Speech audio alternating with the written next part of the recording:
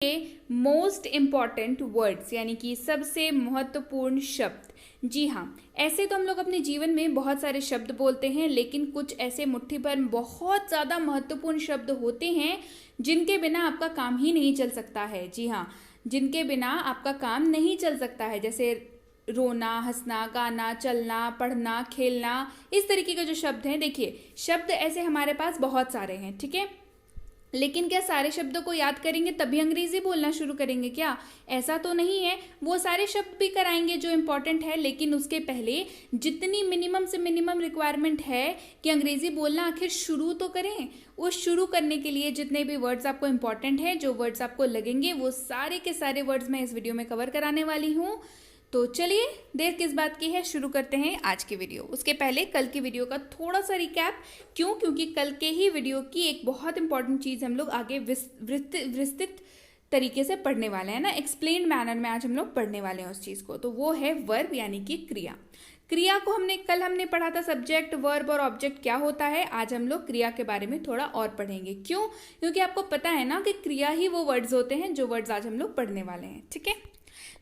क्रिया क्या होती है? All action words are verbs. सारी एक्शन वर्ड्स जो होती हैं वो वर्ब्स होती हैं, यानी कि क्रिया वह शब्द होता है जो यह बताता है कि कर्ता आखिर कर क्या रहा है ना। इसको याद रखने का सबसे बेस्ट तरीका मैंने बताया, जो किया वही क्रिया। जो भी आप कर रहे हैं वही क्रिया है, जो किया वही क्रिया। सबसे बेस्ट तरीका है इसको याद रखने का। और एक और चीज़, दैट इज़ कि वर्ब के आखिर में ना होता है। किसी भी वर्ब के आखिर में क्या होता है? ना होता है। तो किसी भी शब्द के आखिर में अगर आपको ना दिख जाए तो वो क्या है? वर्ब है, सिवाय सूचना और नाना, है ना, ये दोनों वर्ड्स को छोड़ करके। तो चलिए देख लेते हैं आज कौन कौन से वर्ड्स मैं लेकर के आई हूँ। तो सबसे पहले ये जान लेते हैं कि जो ये वर्ड्स हैं ये किस किस फॉर्म में अवेलेबल हैं। जो ये फॉर्म्स हैं वो है present simple, past simple, past participle और प्रेजेंट पार्टिसिपल। लेकिन क्या इन नामों को इस तरीके से याद रखना पाना संभव है? भाई मेरे से तो नहीं होगा। तो चलिए इसका नामकरण कर लेते हैं। और नामकरण में हमने इसे नाम दे दिया V1, V2, V3 और V4, यानी कि वर्ब 1, वर्ब 2, वर्ब 3 या वर्ब 4। पॉपुलरली इसको इसी नामों से जाना जाता है, ठीक है। तो चलिए देख लेते हैं कौन कौन से वर्ब हमारे पास आज हैं। तो सबसे पहली चीज़ जो आज हमारे पास है, सबसे पहले वर्ब जो है हमारे पास है वो है खाना, है ना। खाना की अंग्रेजी क्या होती है? ईट। खाना वर्ब है, लास्ट में ना आ गया, उसकी अंग्रेजी क्या होती है? ईट। ये हो गया V1। अब इसकी V2 क्या हो जाएगी? एट, ATE, एट, यानी कि खाया। V3 क्या हो जाएगा? ईटेन, EATEN, ईटेन, यानी कि खा चुका है। मतलब उसने वो क्रिया जो है वो खत्म कर ली है, वो खा चुका है, ठीक है। उसके बाद आता है V4, दैट इज ईटिंग, यानी कि वो खा रहा है या खा रहा है। मतलब प्रोसेस जो है अभी भी चल रहा है, खा ही रहा है अभी भी, है ना। खा रहा है या खा रही है, तो प्रोसेस अभी भी चल ही रहा है। तो जैसे ये V4 में नॉर्मली आपको जब प्रोसेस चलता रहता है, मतलब काम जो है अभी भी हो रहा है, तो उसमें रहा है एडिशन हो जाता है, यानी कि ईटिंग रहा है आई, और हिंदी में और इंग्लिश में ING, ईटिंग, यानी कि खा रहा है। चलिए बढ़ते हैं आगे, देखते हैं अगला शब्द। अगला शब्द है खेलना, यानी कि खेलने की इंग्लिश हो गई है प्ले, ठीक है। इसका V2 हो जाएगा प्लेड, यानी कि खेला।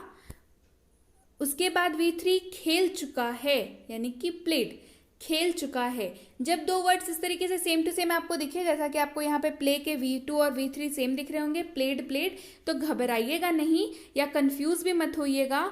क्यों? क्योंकि इंग्लिश में और हिंदी में, इंग्लिश में इसके यूजेज अलग हो जाते हैं और हिंदी में इसके जो मीनिंग है वो अलग हो जाती है, ठीक है। प्लेड मतलब V2 होगा खेला और V3 होगा खेल चुका है। अच्छा अब बताइए V4 क्या होगा? यानी कि अभी खेल रहा है, यानी कि प्लेइंग, ING ऐड हो जाएगा, प्लेइंग, खेल रहा है, प्रोसेस अभी भी चल रहा है। चलिए बढ़ते हैं आगे, देखते हैं अगला शब्द। अगला शब्द है लिखना, यानी कि राइट। हिंदी लिखना को इंग्लिश में क्या बोलते हैं? राइट। V2 क्या हो जाएगा? रोट, WROTE, रोट, यानी कि लिखा। अगला क्या हो जाएगा? रिटन, यानी कि लिख चुका है, वह लिख चुका है। रिटन यानी कि वो काम क्या है?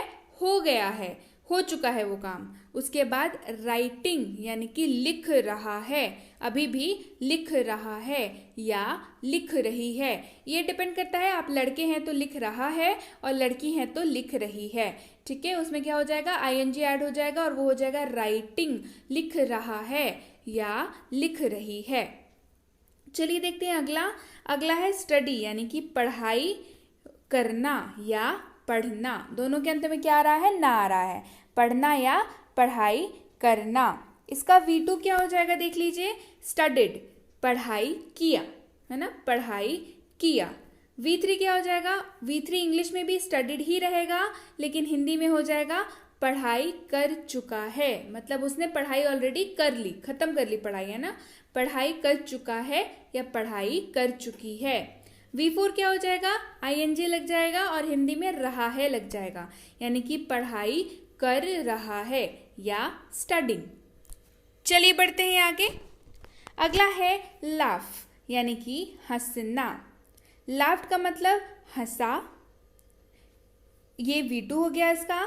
फिर V3 क्या हो जाएगा, लाफ्ट यानी कि हंस चुका है। V3 में हमेशा जो है चीज़ें हो चुकी होती हैं, V3 में हमेशा वही लिखते हैं जो चीज़ें ऑलरेडी हो चुकी हैं, उनके बारे में हम लोग अभी बात कर रहे हैं।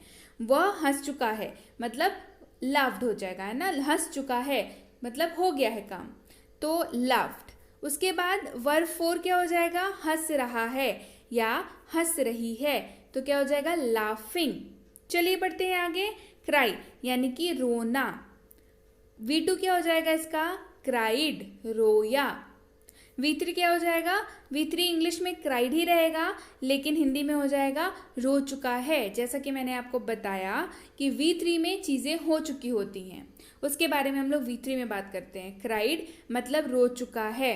V4 यानी कि प्रेजेंट पार्टिसिपल में क्या हो जाएगा, crying, CRYING, crying, ING add हो गया। ये क्या हो रहा है, रो रहा है, मतलब अभी भी रो रहा है या रो रही है। चलिए बढ़ते हैं आगे। अगला है सी यानी कि देखना। इसका V2 क्या हो जाएगा, सॉ यानी कि देखा। इसका V3 क्या हो जाएगा, सीन यानी कि देख चुका है, ऑलरेडी देख चुका है, मतलब वर्क जो है वो कंप्लीट हो चुका है, प्रोसेस जो है वो कंप्लीट हो चुका है। सीन यानी कि देख चुका है। उसके बाद वर्ब 4 क्या हो जाएगा, ING लग जाएगा, देख रहा है यानी कि सीइंग, देख रहा है। चलिए बढ़ते हैं आगे, देखते हैं अगला शब्द। अगला शब्द है कहना यानी कि से। कहना यानी कि से। इसका V2 क्या हो जाएगा, सेड यानी कि कहा। V3 क्या हो जाएगा, सेड, यहाँ पे काम हो चुका है मतलब कह चुका है। अगला क्या हो जाएगा, सेइंग यानी कि कह रहा है, सेइंग, कह रहा है।